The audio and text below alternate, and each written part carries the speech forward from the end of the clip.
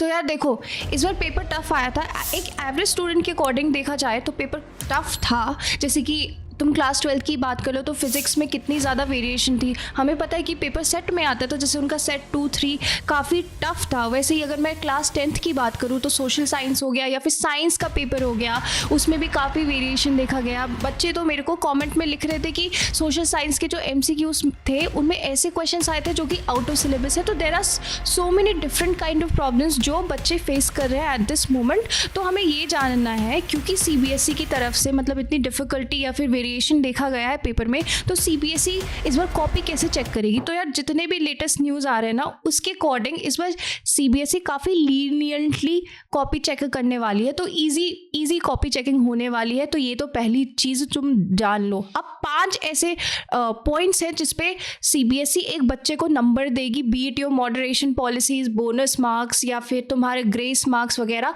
तो मैं तुम्हें एक एक करके सब कुछ एक्सप्लेन कर देती हूँ, बट तुम ये जान लो कि इस बार तुम्हारी जो कॉपी चेकिंग है वो इजी होने वाली है।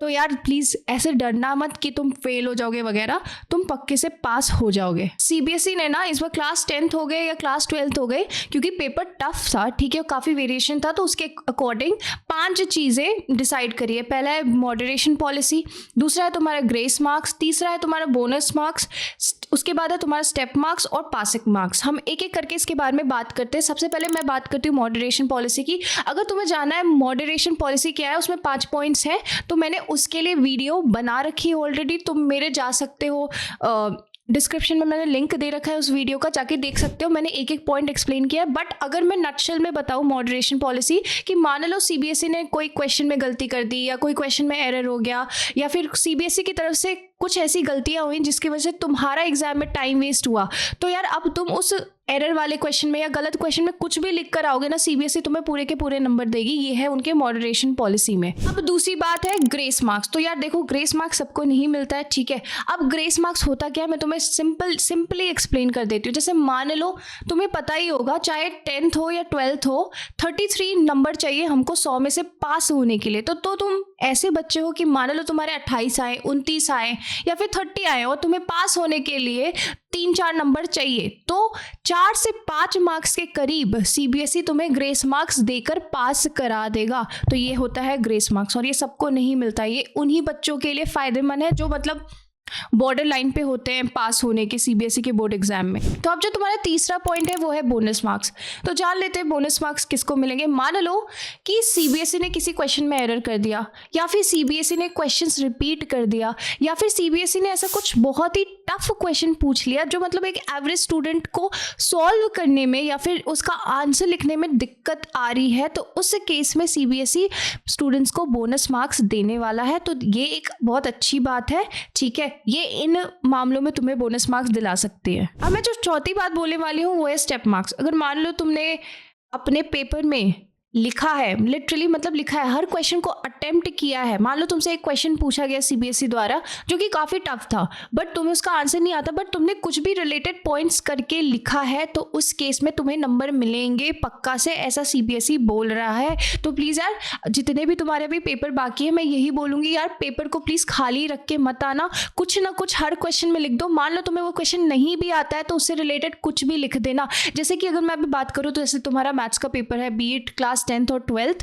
प्लीज मान लो तुम्हें नहीं आता, मान लो एक क्वेश्चन है जो तुम्हें नहीं आता, तो यार please don't skip that question. ऐसा नहीं है कि हम आगे निकल गए, उस क्वेश्चन में हमें जितना आता है हम लिख कर आएंगे, उस क्वेश्चन में हमें फॉर्मूला आता है हम वो डाल कर आएंगे, उस क्वेश्चन में हमें जो गिवन है वो लिख कर आएंगे। इन सब के नंबर मिलते हैं। तो प्लीज़ ये सब मैथ्स के पेपर में अपना ज़रूर करना, गिवन लिखना, फॉर्मूला लिखना, क्वेश्चन को जितना आता है उतना सॉल्व करके जाना, तो उसके भी नंबर तुम्हें CBSE देता है। तो यार अभी भी बहुत बच्चों को इस बारे में भी डाउट हो रहा है कि पासिंग मार्क्स का क्या क्राइटेरिया है। तो यार देखो, मैंने उसके ऊपर भी वीडियो बना रखी है। दोनों वीडियोज़ का मैं link, B it moderation policy या फिर पासिंग मार्क्स, तुम्हें मेरे डिस्क्रिप्शन में मिल जाएगा, तुम वहाँ से जाके दे सकते हो। फिर भी मैं तुम्हें अगर नटशेल में बता दूँ इस बात को भी कि तुम्हारे जो पासिंग मार्क्स है 12th के लिए या फिर 10th के लिए, वो है कि तुम्हें 33 नंबर मिनिमम चाहिए होते हैं 100 में से, ठीक है। और अगर तुम बॉर्डर लाइन पे हो तो यार CBSE जो है तुम्हें ग्रेस मार्क दे के पास कर देता है। होपफुली तुम्हारे जो जितने भी कन्फ्यूजन होंगे CBSE के पेपर चेकिंग से रिलेटेड वो सारे क्लियर हो गए होंगे। एंड साथ में मैं तुम्हें बोलना चाहूँगी कि यार इस बार पेपर लीनियंट चेकिंग होने वाली है तुम्हारी, इजी चेकिंग होगी, तो डोंट वरी। जो बच्चे मुझसे कमेंट में पूछते हैं दीदी क्या मैं पास हो जाऊंगा या हो जाऊंगी, प्लीज़ तुम हो जाओगे। जो भी तुम्हारा रेस्ट वाला पेपर है उसको अच्छा करो। All the very best for your paper, जितने भी तुम्हारे बच्चे हुए हैं, तो all the very best for maths for class 10th and 12th। And यार अगर वीडियो पसंद आए तो प्लीज़ यार चैनल को सब्सक्राइब कर लो एंड वीडियो को लाइक कर दो and do share it with your friends, क्योंकि अब तुम्हारे जो फ्रेंड्स जो अभी प्रेशर में या फिर जो स्ट्रेस्ड हैं, जिनको लग रहा है कि वो फेल हो जाएंगे, उनके साथ भी शेयर करना ताकि उन्हें एक अच्छी फीलिंग आए, एक अच्छी वाइब आए, ठीक है।